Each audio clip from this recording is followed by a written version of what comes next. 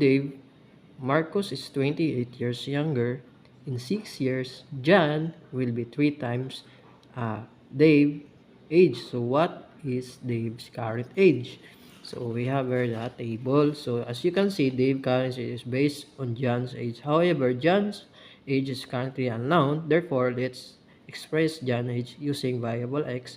Given that Dave is 20 years older than John, he must be x plus 28 plus 28x plus 28 years old. So I have here the example. I have here the table. So present and future. So Dave x plus 28 and x plus 34. And then John x and then